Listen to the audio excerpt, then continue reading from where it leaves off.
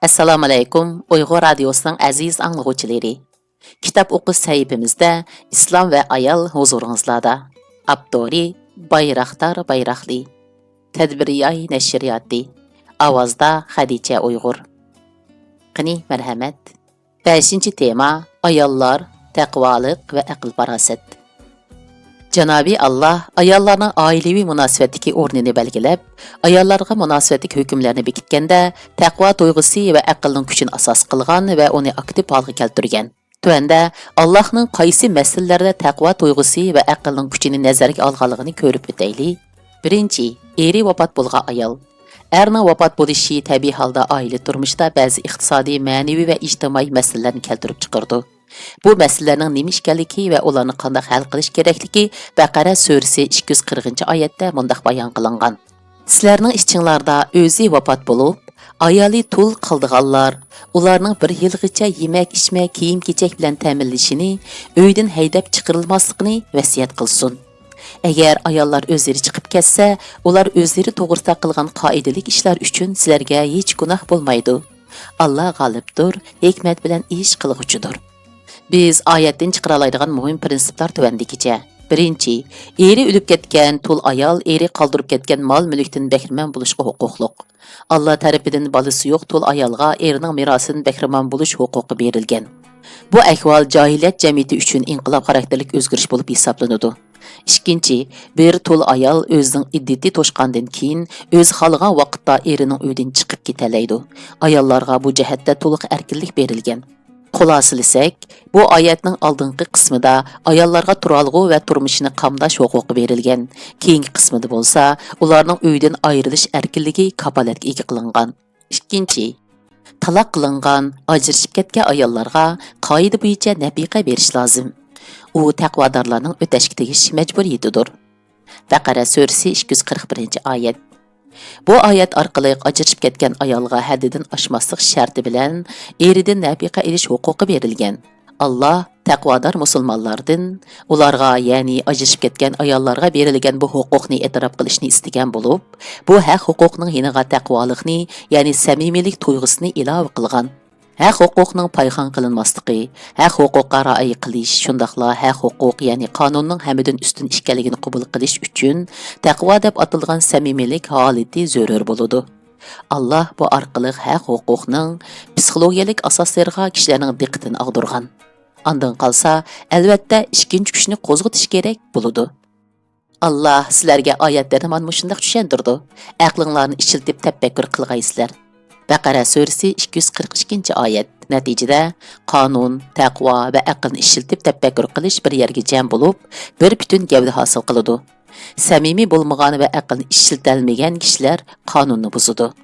Tul ayolning erining mol-mulklaridan bahramand bo'lish huquqi va zarur tepilganda uydan chiqib ketish erkinligi, ajrashib ketgan ayolning eridan iqtisodiy manfaatga erishish va nafiqa olish qatorliq ayollar huquqining kuchga ega bo'lishi, shundaqla hurmatga erishishi uchun samimiyat va aqlni ishiltish kerakligi o'tirg'i qo'yilib, bu masalalarning psixika asosi turg'izilgan. Samimiylik va aql qonunning amillashtirilishi, qabul qilinishi va hurmat qilinishining kam bo'lsa bo'lmaydigan shartlari bo'lib, kishilar qonunni boshqacha qilib aytganda, ayollarning huquqi va erkinligini hazm qilishi, bu jihatda samimiyat tuyg'usi va aqlning yordamidan foydalanishi kerak. Demak, ayollarning huquqi va erkinligining daxli ta'ruzga uchrashining asosli ham eng muhim sabablarining biri bu haqlarning aql va hissiyot jihatda hazm bo'lmasligidir.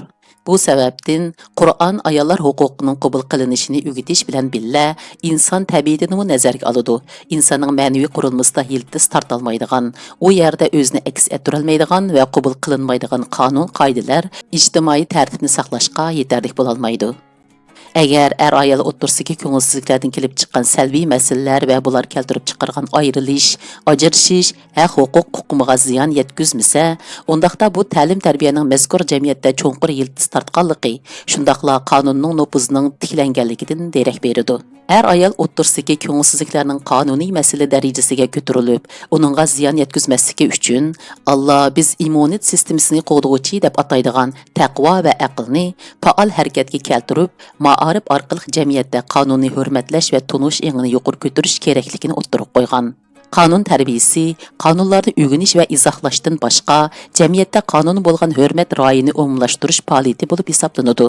Biz yuqorida ko'rib o'tgan oyatlarda Hammaga qodir Alloh ayollarning huquqi va erkinligini kishilarning zehn dunyosida ham qalb qasrida yildiz tatqizish haqida ta'lim berish bilan birga ayollarning haq huquqi va erkinligiga aql ham ko'ngil nuqtasidan muomala qilishimiz lozimligi haqida tarbiya berdi. 6-chi cho'ng tema ayol va hayo. İnsanlar psixologiyasının hissiyat dairesi keng ve mol. Gerçi bazı hissiyatlar intayin özgürüşçen ve duraqsız bolsumu, ama ularning içinde hissiyat ramkasının asası ve mahiyetini teşkil kılgan birisi bar bolup, bu haya deb atılıdı. Yani nomus duygusu.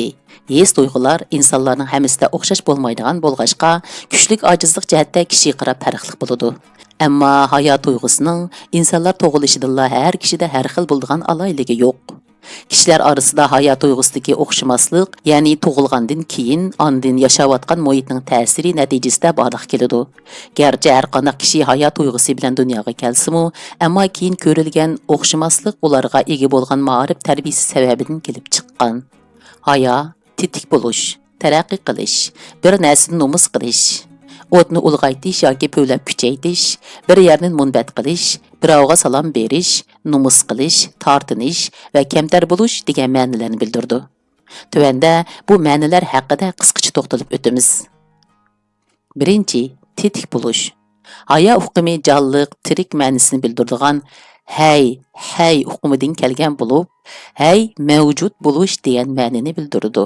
Bu nuqtadan olganda mavjudlik bilan nomus tuyg'usining o'xshash bir uqumda jam bo'lganligini aytishga bo'ladi. Hayot tuyg'usi insonlarning mavjudligiga tengdosh ma'niga va ahamiyatga ega bo'lg'achqa, ular o'xshash so'z yildizidan turilinib chiqqan mavjudlik va hayot tuyg'usi o'xshash so'zdan turilinib chiqqanligi uchun ular qo'shkezak uqum bo'lib hisoblandi. Hayotning mavjud bo'lishga o'xshash muhim ahamiyatga ega bo'lishi bu tuyg'uning inson tabiatida qanchalik muhim o'rinda turganligining dalili bo'la oladi. Hayot tuyg'usini yo'qotganlar amaliyotda o'zlarining mavjudligining obrazining xunuklashishiga sabab bo'ladi, xolos. Ikkinchi, ilg'orlikqa moyil bo'lish. Haya hukmi jonliq bo'lishni ifodalaydigan bo'lib, jonliq, tetik bo'lgan shay'i ilg'orlikqa moyil bo'ladi. Hayot tuyg'usi insonning kishilik xarakteri va jamiyatning axloqini jonlantirib turadigan bo'lg'achqa, bu ma'niga ega bo'lgan hayot tuyg'usi kamchil shaxslar va jamiyatlar o'zini o'limga surgun qilgan bo'lib, ular jamiyatda axloq krizisi keltirib chiqarib, jamiyatning zavol tepishiga sabab bo'ladi. Hayot tuyg'usi ijtimoiy axloqning kuchlik va jonliq bo'lishiga kafolat qiladi. Üçüncü, nomus qilish va xijil bo'lish. Bir odamning xato harakat qilishini to'sadigan tuyg'uni haya deb ataymiz. Haya nomus pardasi yirtilib ketgan kishi hech kim yoqtirmaydigan ayib va yerginishlik deb qaralgan har qanday qilmishni sodir qila oladigan bo'lib, haya pardasi bo'lmagan kishining qo'lidan har qanday yomonlik keladi. Nomus qilish va xijil bo'lish degan ma'nolarni bildiradigan haya taqvo uqumiga yiqilishib qoladi. Taqvo azar aylash, o'zini tortish, haya bo'lsa tab tortish ma'nosini bildirdi. Bu nuqtadan ilib aytganda o'zini tortish va tab tortish o'xshash bir uqumning o'xshamagan taraflarini bildirdi. Yuqorida hayot tuyg'usining ma'nosini ko'rsatib o'tdik. Endi mundaq savolni so'rab boqaylik. Hayot tuyg'usining eng chong dushmani nima? Biz bu savolga tuvandagi oyat bilan javob bera olamiz. Ey odam bolalari, shayton sizlarning ota-onanglarga o'zlarining avratlarini ko'rsatish uchun kiyim-kechaklarini solg'izib etib, ularni jannatdan chiqarib o'tgandek, sizlarni o'xshash shaklda eziqtirib qo'ymusun. A'rof surasi 27-oyat. Bu oyatni tushuntirishdan burun biz yana tuvandagi savolga javob berishimiz kerak. Shayton odam va uning ayolining hayoliq joylarini avratini qanday qilib echib Shayton ularning yipiqliq avrat joylarini echib etish uchun har ikkisiga vasvas qildi. Shayton ularga sizlarning farishtalardan bo'lib ketmasliginglar va mangu hayot qolg'uvchilardan bo'lib qolmasliginglar uchun Rabbinglar sizlarga bu daraxtning mevasini yeyishni ma'ni qildi. U yana ularga nasihat qilayotganligiga qasam qildi. Shunda qilib, u har ikkisini aldab daraxtga qo'l uzatqizdi. Ular daraxtning mevasini yegan hamon avratlari ichilib qoldi. A'rof surasi 20 va 22-oyatlar. 4. Hayo bilan haromdan iborat ikki xil hukmning munosabati. Hazreti Adam va uning ayoli cheklangan daraxtning mevasidan yegan hamon ularning avratlari ichilib qoldi-da, ularda hayot tuyg'usi namoyon bo'ldi. Hayot tuyg'usining eng ashaddiy dushmani harom luqma bo'lib, u kishidagi oliyjanoblik va nomus tuyg'usini zaxmlantiradi. Hatto o'ldiribmi tashlaydi. Demak, harom luqma insonlarning psixikasiga tangpo'liqni ostin-ustin qilib o'tadi. Bu tangpo'liqning buzilishi sababidan nomus tuyg'usi eng og'ir zarba yeydi. Shunga biz umumlashtirib bunday deya olamiz. Hayot tuyg'usi yo'q yerda jinsiy va ijtimoiy axloq asosini barpo qilish mumkin emas. Ilmiy axloqmu hayot tuyg'usini xoli bo'la olmaydi. 5. Shayton tunji insonning hayot tuyg'usiga qarshi kurash qilgan edi. Allohning buyrug'iga qarshi chiqish orqali Hazrati Odam va ayoli hayot tuyg'usi ustiga bino qilinib, hurmat deb atalgan qadr-qimmatni payxon qilgan edi. Buyruqqa bo'ysunmaslikning oqibatidan xijil bo'lmaydigan odamga har qanday ishni qildirug'ili bo'ladi albatta. Shunga shaytonmi uni sinab baqqan edi. Bir odam faqat Allohdan hayo qilish orqali o'zi va boshqa kishilardan tap tortish sezgurligini saqlab qola oladi. Bu sababdan Allohdan hayo qilish inson uchun qalqon rolini o'ynaydi. Kiyim kiyish orqali hayot tuyg'usiga erishgil bo'lmaydi. Kiyim faqat avrat joylarni yepish va sovuqdan saqlash uchun kiyiladi. İnsan hayot tuyg'usini faqat o'z ichidan kelgan taqvodorlik libosi bilan tirik tutib tura oladi.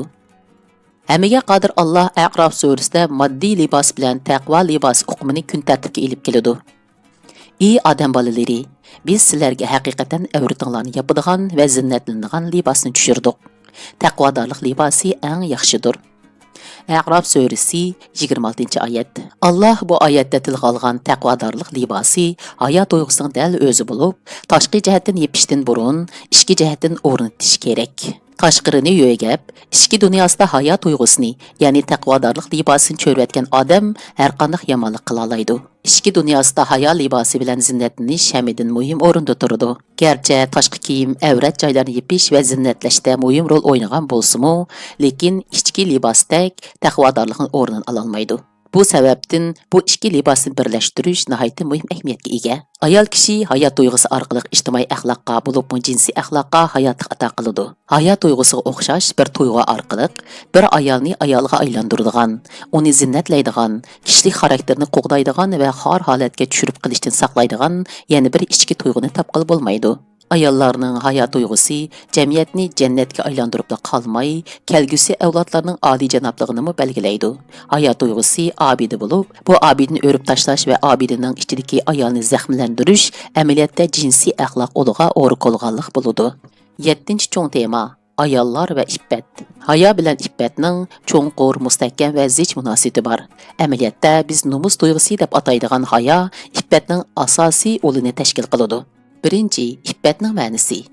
İffat so'zi o'zini tizginlash, bir ishni qilishdan yiroq turish, o'zini tutib olish, o'tirhol bo'lish, pok bo'lish, fazilatli bo'lish, axloqli va pok bo'lish, nomus qilish va kamtar bo'lish, tarbiyalik va nuqsonsiz bo'lish degandek ma'nolarni bildirish bilan birga, yana amchakda sutning yig'ilishi, harom va yirginish ishlardan yiroq turish, amchakdagi sutni emish degan ma'nolarni bildirdi. Shuning bilan bir vaqtda iffat nafsidagi shahvatning g'olib kelishining oldini oladigan bir xil holat bo'lib, odatda iffat bilan or nomus hukmi birlikda ishlatiladi. Gerçi günlük turmuşda ar nomus hukmini erlerge, iffat hukmini bolsa ayollarga qo'llanish umumlashgan bo'lsa-mu, lekin iffat hukmi Qur'on o'rin olgan. Amaliyotda ar nomusni iffatning ma'nosi deyishga bo'ladi. İngilizceda ar nomus uchun sharaf so'zi ishlatilgan bo'lib, iffat uchun poklik so'zi ishlatiladi. Bu tilda ar nomus va iffatning o'rtaq ma'nosi samimiylikdan ifodalanadi. Ar-nomus yana qonun va tartibni ko'rsatadi.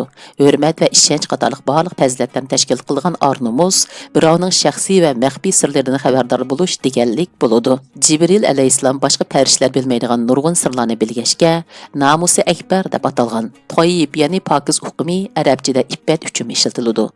Pak hukmi turkchada iffat ma'nosida ishlatilgan mundaq bir idiom bor. Etikiga pak kishi, bu yerdagi etak va pokiz degan so'zlar iffat yoki ar-nomusni bildiradigan bo'lib, etak jinsiy a'zoga simvol qilingan. Etiki meynat yoki etikiga amroq odam degan so'z shahvatini tizgilay olmaydigan, jinsiy jihatdan axloqsiz degan ma'noni ko'rsatadi. Tövanda iffat va toyib ya'ni pak hukmining Qur'onda qanday ishlatilganligini ko'rib boqaylik.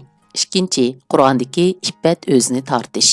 Birinchi, iffat so'zining o'zini tortish ma'nosi Qur'onda uchraydi. Ya'ni, boylar yetimning mol-mulkini yeyishdan o'zini tortsin. Nisa surasi 6-oyat. Bu yerdagi o'zini tortish, saqlanish, yetimni biqib cho'ng qilgan kishining uning mol-mulklaridan yeyishni cheklaydigan iqtisodiy ma'nini bildirdi. Demak, yetim bolaning mol-mulkidan yemaslik iffatli bo'lishini ko'rsatadi. Biz buni iqtisodiy masaldagi iffat deb ataymiz. Biz jinsiy munosabatlar emas, iqtisodiy munosabatmi iffatli bo'lishini tashabbus qilishimiz kerak. Gerçi şehvet meselesinde iffetlik bolsumu, amma iqtisadi jihatda birovning haqqini yeyishdan o'zini tortmaydigan bo'lsa, u kishi iqtisadi jihatda iffat nomusini yo'qotgan bo'ladi. Dal mushu sababdan gerçi arab tilidagi mani, ya'ni mani va ihtiroz i'tirod kelimeleri o'zini tortish ma'nosini bildirsimu, lekin ulug' Alloh mazkur oyatda bu kelimelarni qo'llanmasdan uning o'rniga iffat so'zini keltirgan. O'zini tortishning iffat iborasi bilan ifodalanishi yetim yoki boshqalarning iqtisodiy huquqiga daxl taruz qilishning or-nomus, izzat, obro'y bilan munosabati borligidan derak berilgan bo'lib, Alloh bu orqali kishilarning diqqat nazarini mazkur haq huquqqa og'dirgan. Yetimning mol-mulkini yeb olgan kishi ishonchlik odam bo'lmag'achqa, uni or-nomusliq deb qarashga bo'lmaydi. Chunki or-nomus, izzat, obro'y, ishonch ma'nosini ifodalaydi. Ikkinchi, or-nomus yana o'zini tortish, saqlanish degan ma'nolarni ifodalaydigan bo'lib, uning xonim qizlarning badinini yalang'ochlab ko'rsatish bilan zich munosabati bor. Adeti to'xtagan ayollar, ya'ni yatliq bo'lish umidi uzilgan, yashangan ayollar erlariga ichki zinnatlarini ko'rsatmagan ahvol ostida tashqi kiyimlarini silib etsa hech gunoh bo'lmaydi. Ammo buningdan, ya'ni tashqi kiyimlarini silib etishdan saqlansa, bu ular uchun yaxshidir. Nur surasi 60-oyat. Bu oyatdagi iffat hukmi ayolning badanini yalang'och ko'rsatishdan o'zini tortishni, ya'ni saqlanishni ifodalaydi. Bu nuqtada iffat butunlay hayo, ya'ni nomus tuyg'usi bilan o'xshash ma'noni bildirdi. Nomus qilish tuyg'usi yoki iffatni bildirgan tortinish, saqlanish yoshga qarab nisbiy bo'ladi. Ammo bu nisbiylik shaxsning tushunchasiga asosan emas, balki Qur'onning yoshga asosan bekitgan o'lchami bo'lib hisoblanadi. Bu anadan tug'ma holatdagi yalang'ochlik bilan jilbobga o'xshash uzun kiyim-kechakning nisbiyligi emas, balki avrat hukmiga berilgan ma'no yo'l qo'ygan darajadagi nisbiylikni ko'rsatadi. 3. Sirni oshkorlamaslik, xijil bo'lish. Iffat degan so'z bir ishni qilishdan o'zini qochirish va xijil bo'lish deganlik bo'lib, kishining sirini oshkorlamaslik degan ma'noni bildiradigan nomus sharaf so'zi bilan bir nuqtada jam bo'ladi. Hamiga qodir Alloh uni tuvandagi ma'noda ishlatadi. O'zini Alloh yo'liga atgan, bu sababli tirikchilik uchun yiroq joylarga bora olmaydigan yo'qsillarga xayri ihson qilinglar. Ularning ahvolini bilmaydiganlar iffatligi sababidan ularni boy deb o'ylaydi. Sen ularni chiroydan tuniysan, chunki ular kishilarga qilinliq bilan chaplashib olib, tilamchilik qilmaydi. Shubhisizki, Alloh qilgan har bir xayri ihsoninglarni bilguchidir. Baqara surasi 273-oyat. Oyatdagi iffatdagi sababidan ifodasi muhtoj yo'qsullarning o'zi duch kelgan iqtisodiy qiyinchilikni xijolati sababidan sirtqa oshkorlamaganligini va bu ahvolni yushirganligini ko'rsatadi. Oyatdagi qilinliq degan so'z mazkur oyatdagi iffat so'zining ziddi qarshi ma'nosini ifodalaydi. Jamiyatda nurg'un kishilar borki, ular o'zlari duch kelgan og'ir iqtisodiy vaziyatni nomus qilmasdan ochiq oshkora deyalaydigan bo'lib, ular bu sirlarni qalbida pinhon tutadi. Alloh bunday kishilarni izlab topishga va ularga yordam qilishga buyurgan. 4. Shahvatni kontrol qilish. Allohning insonning psixika qurilmasiga qo'ygan muhim harakatlantirish kuchlarining biri shahvat tuyg'usidir. Halal yo'llar orqali bu tuyg'uni qandirish hamda to'y qilish imkoniyatiga ega bo'lmaganlarning harom yo'llar orqali bu tuyg'uni qandirmasligi uchun o'zini kontrol qilishi jinsiy iffatni ko'rsatadi. To'y qilmaydiganlar Alloh taolaning fazli bilan ularni boy qilguncha iffatdan saqlasin. Nur surasi 33-oyat. Allah yoshlarning to'y qilishga qodir bo'la olmaganligini bahona qilib, zina qilishni cheklaydi. Iqtisodiy sabablar tufaylidan to'y qilishga qodir bo'la olmagan yoshlarning iffat nomusini saqlashi ularni fazilatli qiladi. Amaliyatda oyatda Allohning ularning ahvoliga ko'ngil bildiganligi va vaqtning o'tishi bilan ularga to'y qilishga qodir bo'lgudek iqtisodiy fursat yaratib berilganligi aytilgan. Gap bu yerga kelganda, pul yetishmaslik sababidan to'y qila olmaydigan yoshlarning ko'p bo'lishiga qaramay, yangi yillik ta'tilni chet elda o'tkazganlarga nima desak bo'la?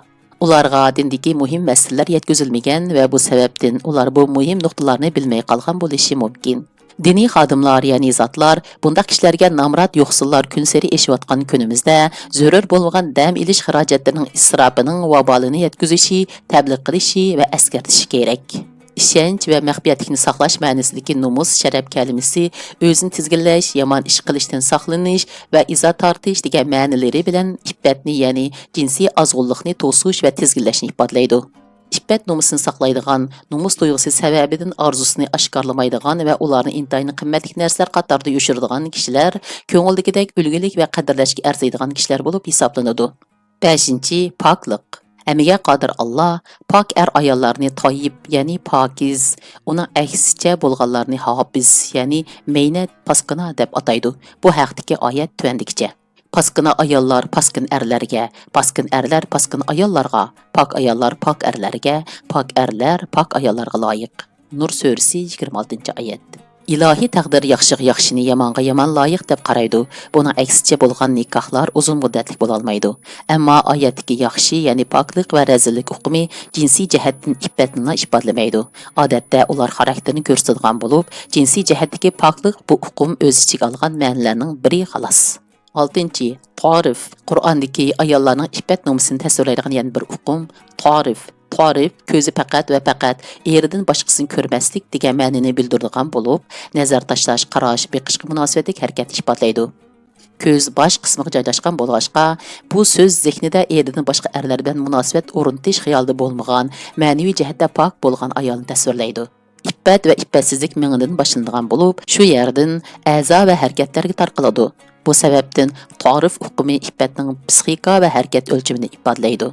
Allah buni mundaq deb bayon qilgan. U yerda, ya'ni jannatda erlardan boshqalarga qarmaydigan, erlardan burun ular bilan hech qanday inson va jin yaqinchilik qilmagan dilbarlar bor. Rahmon surasi 56-oyat. İnsanlar va jinlar yaqinchilik qilmagan dilbar ayolning yana bir sifat so'zi batul bo'lib, insonga yaqinchilik qilishi ham tan jismoniy ham aqlini eziqtirish shaklida bo'ladi. Ya'ni psixik jihatdan bo'ladi. Jinning yaqinchilik qilishi bo'lsa, vasvasa qilish orqali ayolning o'y fikrlarini yomonlikqa yetaklash orqali bo'ladi. Shunga ko'zini va nazarini faqat eriga qaratgan ayol ruhiy va harakati orqali iffatli yashaydigan ayol aylandi. Bu ayollar garchi jufti bilan birga bo'lsa-mu, yon ko'zda qarash orqali boshqa erlardan nesivisini olmoqchi bo'lganlardan emas. Ko'z ko'rmasa ko'ngil tortmaydi va ko'zdan yiroq, ko'ngildan yiroq degan maqollar ko'z bilan ko'ngil o'rtasidagi munosabatni nihoyat yorqin aks ettirib berdi. Tarif va batul hukmi menga zehn, ko'ngil va nafsning iffat deb atilgan ichki dunyodagi tangpunligini tasvirlaydi. Aziz anglovchi do'stlar, 3-qismni o'qishimiz mushada oyoqlashdi. Kelar qatimda ko'rishaylik. Xayr xo'sh, Allohga omonat.